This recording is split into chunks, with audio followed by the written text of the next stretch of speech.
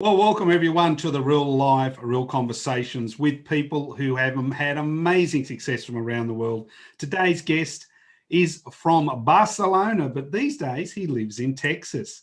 He's the CEO of Confidant. He's a philanthropist, the leader of his own business. He coaches high-level executives on global expansion.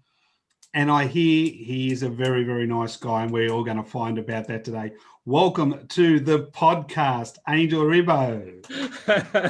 Thank you very much, Rob. You were very kind with your introduction, very warm. And obviously, thank you also to the audience who's listening to us. What an opportunity. Thank you so much. Mate, not a problem at all. Texas is a long way from Barcelona, mate. Let's go back before we get into what you do these days. What was life like in Barcelona? Because I don't know many people who would know much about that beautiful place of the world.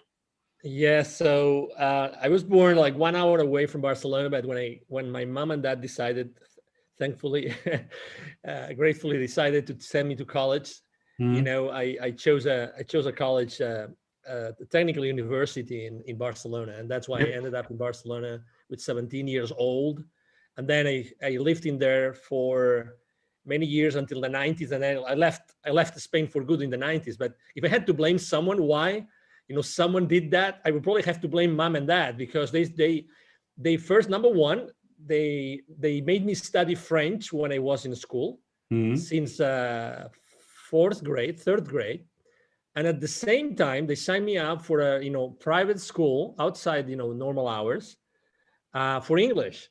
So fast forward, I was like 12th grade, like finishing high school, and I was able to speak fluently both languages. And I think that definitely, conditioned in a positive way my life. Yeah. And that, I've lived in 7 or 8 countries already. And yeah, the last one is Texas, where I live now. I've been here for 10 years with my family. So yeah, I've been really blessed. I think it's thanks to my mom and dad. So I hear learning French sort of can help you get a date. Is that true when you were growing up? Well, French helped me. I'm going to tell you what it helped me with, because I was in 9th grade, and the French teacher said, "Hey, we're going to do this trip to France. It's going to be a 2-week trip. We're going to take a bus from here, and we're going to go to France. We're going to visit all those amazing castles of this Loire River. Yes, amazing places, all of them." And, I was in charge of organizing it. So he said, "You, Mr. Ribo," because we used to be called in school by our last names. "Well, Mr. Ribo, you're going to be organizing this, and I'm going to be supporting you while you organize it." Yeah. And I had to say I paid the least amount of money of everybody attending that trip. So it was good. My experience with France has always been really positive, to your point, Rob. So you're a good CEO back then by getting everyone else to pay your way. Yeah, but nobody knows. Actually, it's the first time ever I disclosed this bit of information. So if any elementary school mate was right now listening, would say, "Oh my God, I cannot believe you seem to be so honest. Come on, Angel. You were honest. Break. You did all the work." Exactly, I did all the work. So what did you study at uni? Great question. I studied computer engineering. I have to confess that after the second semester, I hated it. Yes. But I was really good in computers at high school, so I picked computer engineering. I had a good mark. Depending on the grade you have, you can get to better universities. I got a good one. I chose, my first choice was that particular school, but I didn't like it. So actually, I had to really, really, really row against the stream for many semesters until I reached probably like the last 2 semesters, where all the subjects were like less like technical oriented, but more business oriented and business wide impact kind of subjects, and that I really liked a lot. And then I did an MBA at the same university when I finished. So did you go straight into corporate life after that, or did you do you I actually stayed. What happened? You're asking so many great questions. It's funny how nobody has asked me this before. Actually, I stayed at my university because I was so frustrated. Yes. I stayed and I worked for the rector, which is the president of the university. He had an international office. So he said, "I think you would be a good guy for our international office." And exactly. So I was working for the rector's office for 4 years before I jumped to my first ever corporate job in Barcelona. Yep. Wow. So you've said, I was reading up about you, you've lived in a couple of other countries before moving to America. Where did you go after Barcelona to get to the States? Yeah, well, that's a great question again. I lived in Czechoslovakia when they were still communist. Yes. For a few months because I had an internship there. I was very active while I was getting my degree, and I was getting internships almost every single year. I also lived in France. I lived in Finland as well. Yes. Then I moved to the UK, and that was the last time I lived in Europe. My last place where I lived was in the UK. Mm-hmm. And then I moved to Latin America.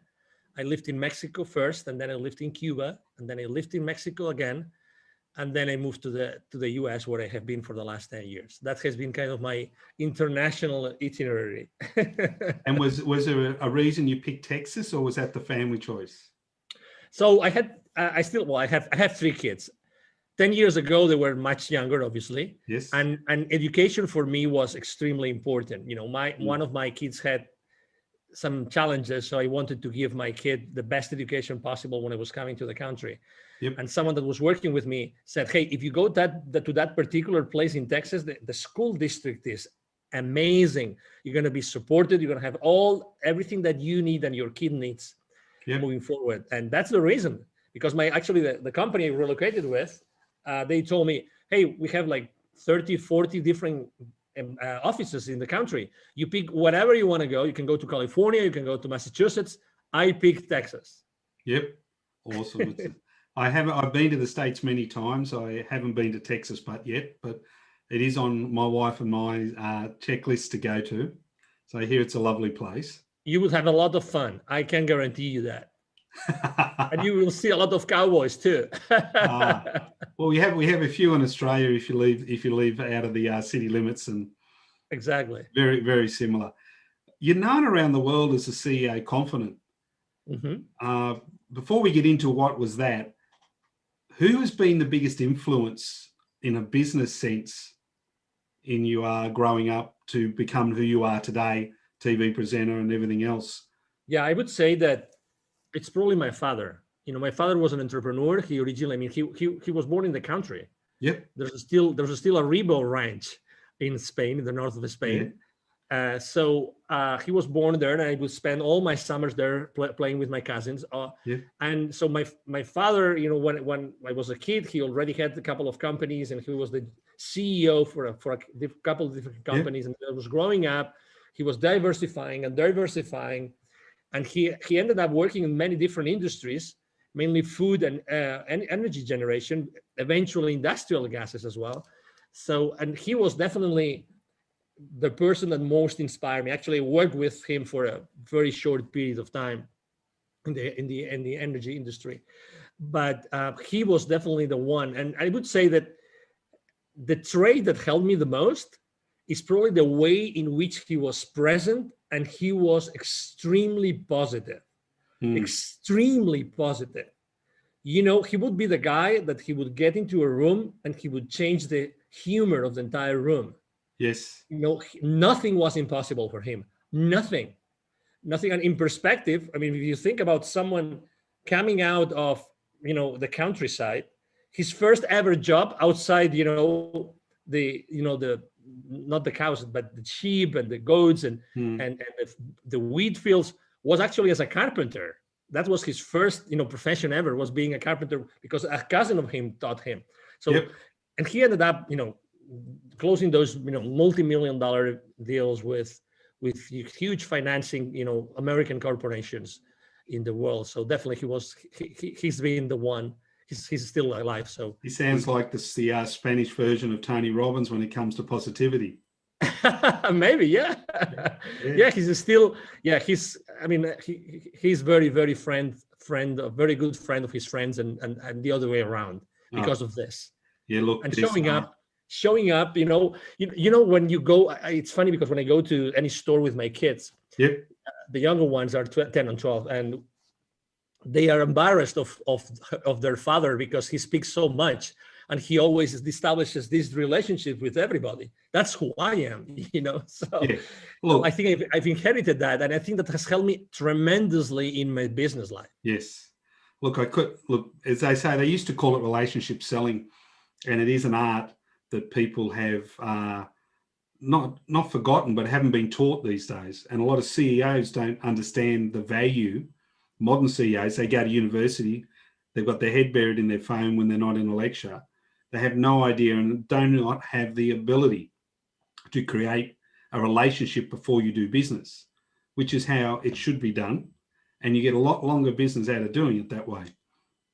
I agree. Very often I'm being asked, what's the number one challenge that you see, with CEOs in large corporations? And I always answer the same thing. It's the ivory tower syndrome. Yes. The ivory tower syndrome. And it's not that they're bad people, No. It's just like, they have been focusing about, this way of doing things and actually reporting to their boards. And we have to acknowledge that they are there to secure shareholder value. That's what they do. Yes. That's what they do. They have been hired to do this, to ensure shareholder value and growth and profitability and free cash flow, so they can expand and etc. But very often once they reach that point, they miss this other part of the role, which is keep in touch, with the ranks. Yes. With the ranks. And that makes a big difference today. There's a almost $1 billion company here in the retail store company here in the US. They sell basically optics equipment. Yes.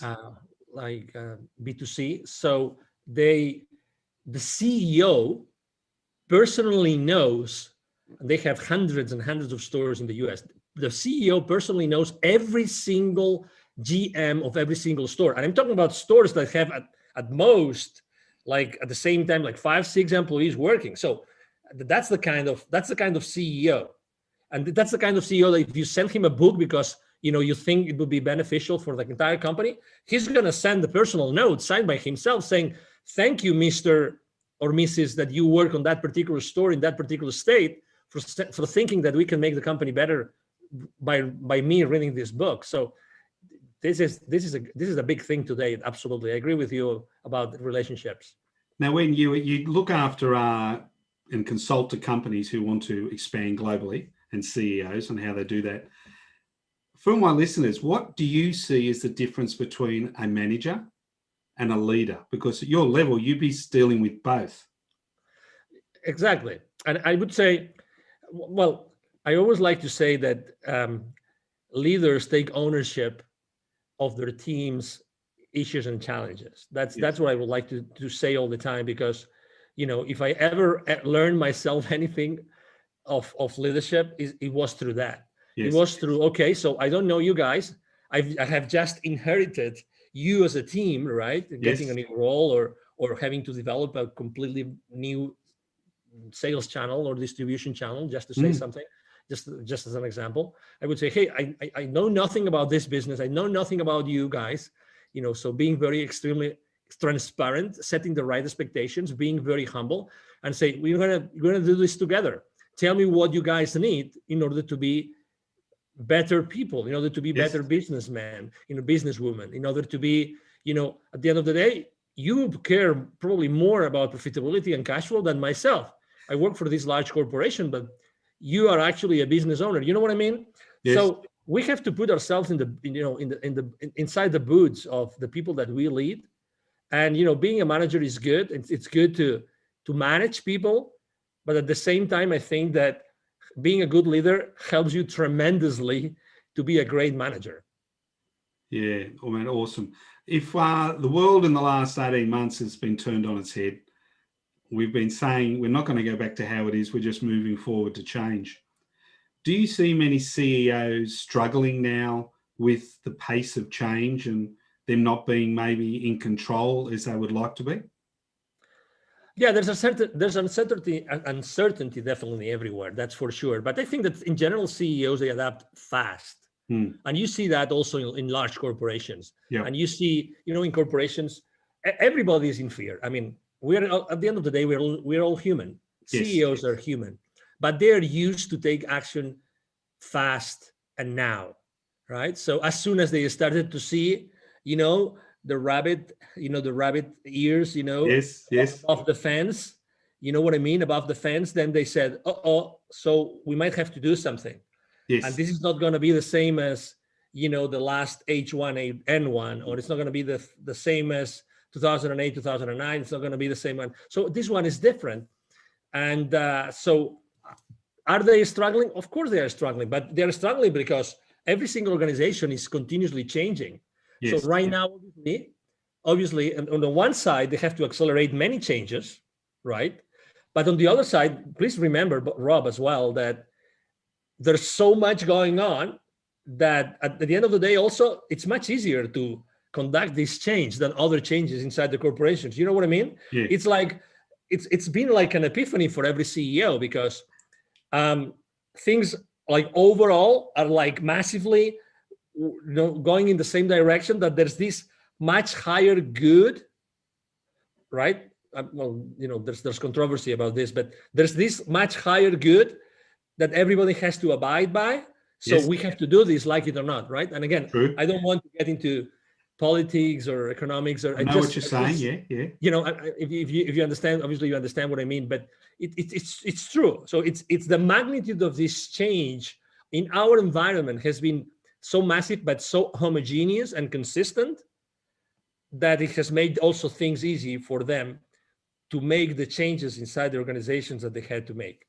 Yeah, I was interviewing someone the other day from London, and they were talking about what you just said then, how different demographics look at businesses differently. And there are certain demographics that just go for price. Some just go, well, I've always bought that product, I'll keep buying that product. And others look at what they, in their core beliefs and ethics, what that company does. And they check up if that company says we're donating so much money to the needy somewhere in the world, they will go and check that they're actually doing it before they actually buy the product. And the challenge is trying to be able to look after all the different demographics and their needs and their wants and how they choose to buy. And they're very, very different. As we hope by the end of this year, we come out of this post-COVID challenge that we have around the world, what do you see is going to be the biggest change with your customers when they come to dealing and expanding globally? Obviously, moving physically around is going to be a big challenge.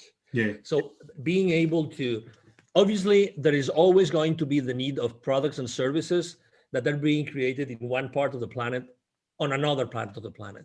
Yes. That is always going to be like this, just because every single part of the planet, and we were talking about innovation before, right? Yes. Every single part of the planet, every culture, every geography has different levels of development. That True. is what it is. Right. So not every single geography is going to be good, even just taking into consideration, resources, natural resources. Not Yes. everybody is going to have the same products, the same services. So there's always going to be a need, like, to balance globally products and services. That's always going to happen. So the problem now is probably that, how are you going to be to make sure that the world is going to adapt, so that if you still want to use internationalization or globalization as a way to expand your business or to accelerate the growth of your business, you will still want to really know, and you were talking about consumers just a minute ago, you still need to know what is going to move that particular consumer in that particular area, right? Yes. So that's why I think that now that the physical movement, the physical mobility, that's the right word, it's going to be more challenging. I think the people that have the expertise and the knowledge of how to systematically approach new markets and land on those markets and being able to adapt or first analyze and then adapt those products and services into this new, geography and this new, habits, consumption habits of this, population. I think it's going to be really an important. It's already an important challenge for many companies. I see. I was talking to a CEO the other day, and he was telling me how some companies, and I'll use a production term, is they have taken their base load for granted while expanding. So where their base, which basically pays their bills, and there when they expand is their profit. And so they're looking at all expansion, but what COVID has proven, they've now turned back, well, we can't export here or export there. I've got to go back to my normal market. Oh dear, my normal market now has 3 or 4 competitors who are really eating into our profits and our market share. Do you see that continuing, where CEOs who haven't got their eye on the ball maybe have missed some of the opportunities that could be right in front of them rather than just looking overseas? You see how funny this is?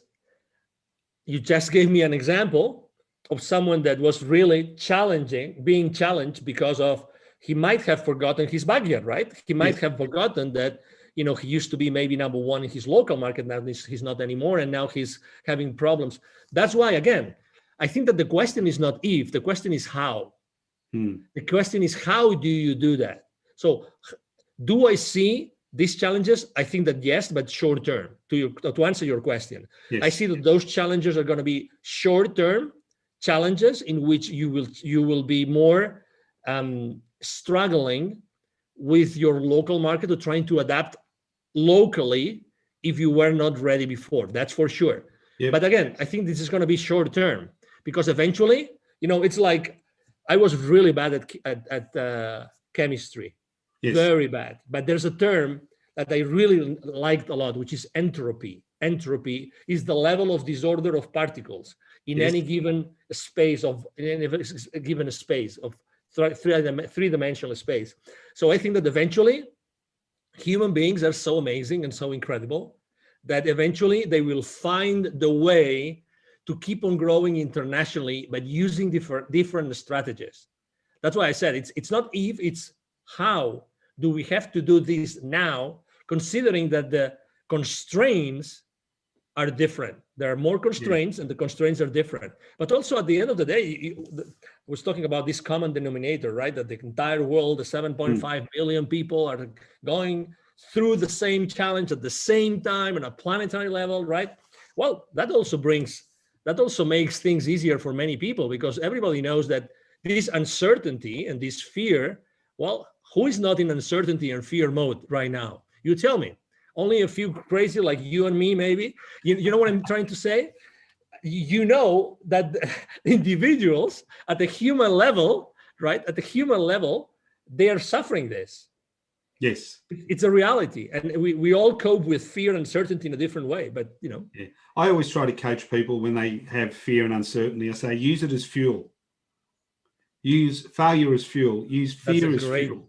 That's a great answer. Turn it around, it'll get you to where you need to be.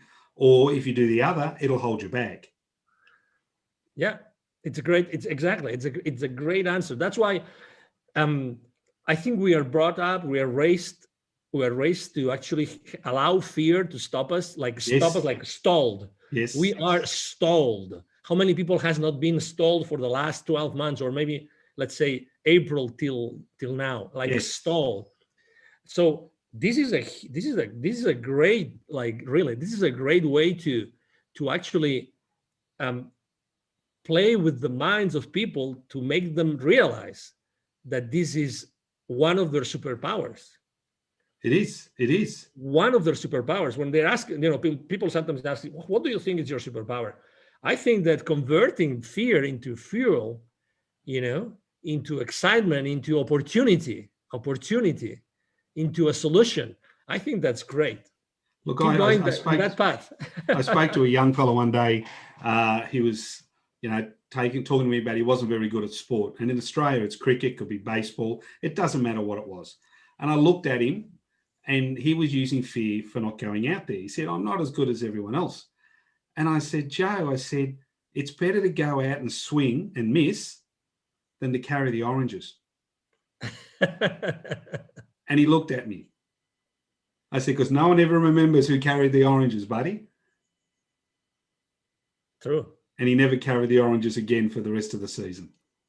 Yeah, true. He didn't need a lot of runs, but he still had a ball. As we move on through what's going on, and you're going to see a very different type of CEO before COVID to afterwards. If a CEO came to you and said, Angel, what is the one skill I need to make sure I can excel at for what is going to be coming after we get through this pandemic, what would you say to them? My favorite mantra in business has always been take imperfect action now. Yeah. Take imperfect action now. I think that if I had to pick only one thing, I would say that you should be able to lead in a way that totally aligns your organization. Okay. There's many different ways to do that. Yes. And again, I know that, CEOs at the end of the day, they go to the principal's office, AKA board of directors, yes, right, to present the results. I know that they have to do that, but still, that's definitely the one thing that I think that they should be excelling in right now. Yeah. Again, because remember, this everyone talks about herd immunity, right? So right now they have a whole team of tens or hundreds or thousands, large corporations of people that are following them, blind eyes. So right now, being authentically the human being that the people expects to see in you is more relevant than ever before. Again, remember, when people are in fear, they stall, they stop, they're blocked. You can't be rational with them. No. You cannot put numbers on the table to show them that they have to do A, B, and C. You have to touch upon their human side. And not everybody is able to do that. No. That's why I said, you have to be able to make sure that you excel on that relationship, on that leadership that will allow you to develop and have more genuine relationships and connections with your employees than any time before. That definitely is right now, clearly for me, the number one challenge and the number one piece of advice I would give them.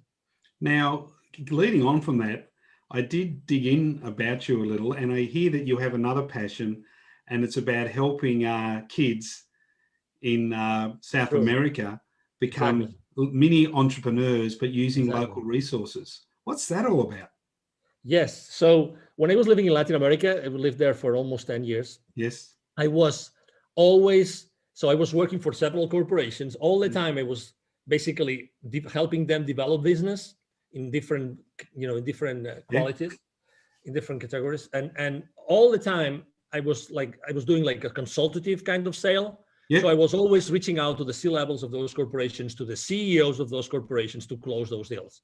I would always have 2 or 3, face-to-face meetings with those CEOs in order to close those deals. What does that have to see with underprivileged kids in Latin America? Well, most of the time, the kind of corporations I was serving were corporations that would have manufacturing plants outside the cities. Yes. Or even rural areas or in suburbs, right? So typically in the third world, when you go to these areas, those areas are really the underprivileged areas. These are the areas that have the most poverty. So every time I was going to one of those fancy C-level meetings to close a deal or to start a negotiation, every single time, like 5 minutes before, I was parking my car outside this manufacturing plant, and some kid would come to me and say, "Hey, would you buy some gum from me? Would you allow me to protect your car while you are inside? Will you allow me to clean your car, to maybe wash your car while you are inside?" So all the time, because whenever I stopped, even at the traffic lights, there would be kids offering me things. That's what happens in third world countries. So all the time I was like connecting with the high level, high net worth people. And at the same time, the same day, I was meeting with these very underprivileged poor kids. And that was happening to me all the time. So I reached a point in which actually I had some sort of a spiritual experience in which I had this very, very, very clear message that I had to use all those connections with these very high level people. I had to use them with the bottom of the world, which is the underprivileged kids in Latin America. And I decided to, so when I had this kind of vision very clear in my mind, I said, okay, let's do something about it. Let's create a foundation. I reached out to a friend of mine. He called his father. All three, we created Wisdom for Kids, which is the foundation that you just named. Yeah. And in what way did you end up making a difference with those kids? How do I make a difference with those kids? Basically what we do is we have a path in which we take the kids to. So initially we connect with communities that we know are very high. They have high levels of poverty. Yep. We talk to the community leaders. We tell them we want to do this. And then they say, how much it is? And then we said, no, it's for free. So we just want to gather the kids. And then what we do is we organize a series of workshops, which basically open their minds, the minds of those kids, to more possibilities. Yeah. The number one boundary that these kids have, is obviously that they think that they're not worth it. They think, their self-esteem is to the ground. Then, they think that they can only do whatever they see, in their environment. Yeah. And obviously that's not the world, right? My reality is not their reality. Let me give you an example. I remember going to a community only 25 minutes drive away from Mexico City's airport. Can you believe that I visited several communities of kids in that area? No one had ever seen an airplane. Can you believe that? No. So imagine, just 25-minute drive for me. Yeah. Those kids had never seen an airplane, maybe on a movie, never a real airplane. It only took someone like a parent or tutor or whoever, to take a ride, but it wasn't out of their scope. When you live in a community, or you are, as you know, it's like when you are pregnant and suddenly, or your wife is pregnant and you see all the pregnant ladies every time you go out. It's the same thing, as you know. We are trying to do this. So these people think that their world, obviously those poor kids, they think that their world is really limited. And the experiences that they are allowed to live in their lives is extremely limited. Obviously, they don't know what they don't know. That's true. Unconscious incompetence, as we call it. Yeah. Exactly. So that happens obviously in any area in the world. But imagine someone who has not been as blessed as you and I, someone that has been, unfortunately, limited continuously to the knowledge and wisdom that they have access to. You've actually just reminded me, I've been in Rotary for 20 years, and we run a program out of Australia and New Zealand into some of the Asian countries above us, where they identify a small town where the kids need to go to school. And we will go in and provide them bikes, second-hand bikes out of Australia and everywhere else. So the girls especially can get an education so they can ride to school and ride back. Because if they don't, they have to walk there and back. And they're expected to work before school and after school on the family properties. So all of a sudden they get to be able to go to school and come back. And then someone said, well, what else do we need to do? So then they give enough resources to one of the villages to set up the bike repair shop. And so he can repair the bikes for the girls. The girls pay him enough to buy stuff. And so it sort of ends up two ways. One, the kids get education. One of the people in the village get a business. And it opens up their opportunities, as you just said, to what's going on in the world. Exactly. And, obviously we face a lot of challenges. Many times we don't have, electricity. Many times we don't have cellular connection, which seems impossible, right? There's literally millions of, square kilometers in the world without cell coverage, because it's not, it doesn't pay off. Those cell towers, would never have a positive ROI in that area. So and sometimes we go to indigenous communities, which actually they have their poverty rates are 95% plus. Imagine, a normal city, like big city, typically has like 5-10% poverty. You go outside the city, it's 25. You go to the suburbs, it's 50%. But if when you go to indigenous communities, so imagine those guys live in the forest or in the mountains, right? Or in the jungle, right? They are so limited. Their reality, their ability to innovate or to find anything outside what they are being taught by their parents and maybe their teachers, if they are lucky enough to have a teacher in their village or in their community, right? That's why, we're going back to the basics. One of the things I take the most with me is books. I get a lot of donations of books here in the US that they take with me to Latin America. And many times those books are the first books in English that those kids have seen, because I take books in English mostly because I want them to have the opportunity to learn. Then obviously every time I take English books with me, I make sure that there's someone in the community who is able to teach the English or someone that can translate. I have beautiful videos of me reading actually really a tale book to kids in Latin America, and doing it, obviously translating English and Spanish. Yeah. And they have a blast. I mean, as you know, kids are genuine by nature, curious. Look, poverty in monetary terms does not mean you're unhappy. Because some of the poorest countries in the world, they have the happiest people. Absolutely. But also poverty in business can mean knowledge. You have people in business who are very poor when it comes to how much knowledge they know, because again, just like the people in the village, they only know what they know and they don't seek anything more out than what they're told, which is so true. You live in a beautiful place of America called Texas. Exactly. And I hear it's known for its steak and its good food. Yes.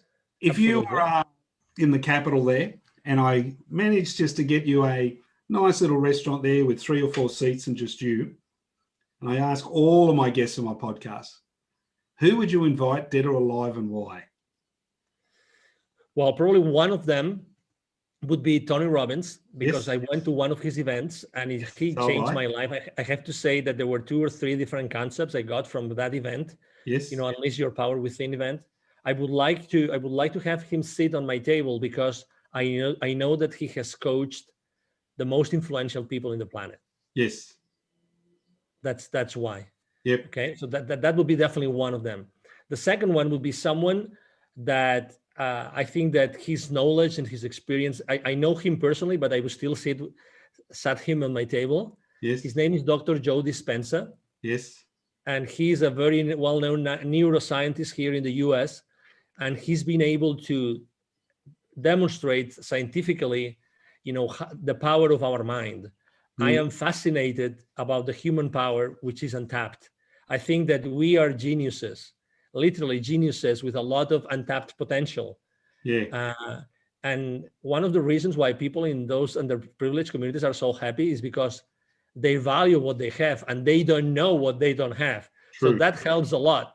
So in reality, most of them, they have a mindset of abundance, as opposed to many of us who have a scarcity mindset, because we know everything else we could have, but we don't. Those will be my number 1 and my number 2. My number 3 would probably be a world record of some sort. I love sports, I have to tell you. Probably Carl Lewis, because he excelled in many different, disciplines, and long jump and he was very, very, very competitive. And I like to see people who go beyond the normal human capacity of this physical body that we are in. So I would those would be the 3 people I would invite. Mate, Tony Robbins does come up quite a bit. He's an amazing individual. I have been to one of his events too, and it did change my life. And I love to hear what everyone else and why, but it is an ongoing theme with people that we interview, that they love people who challenge them. They love people who have excelled. And I think that probably reflects more back on you, because that's what you like to do. You like to push your clients and your companies that you look after. And it does show. So, man, it's been an absolute pleasure to talk to you today. Please stay safe and well over there in Texas. Thank you. We look forward to catching up with you again. And as I always say to everyone on the podcast, have a groovy day.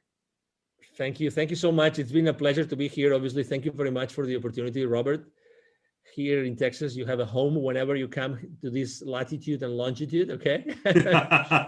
And obviously, thank you, everybody here in the audience. It's been a pleasure to be able to share my life with you. Not a problem. We catch you soon.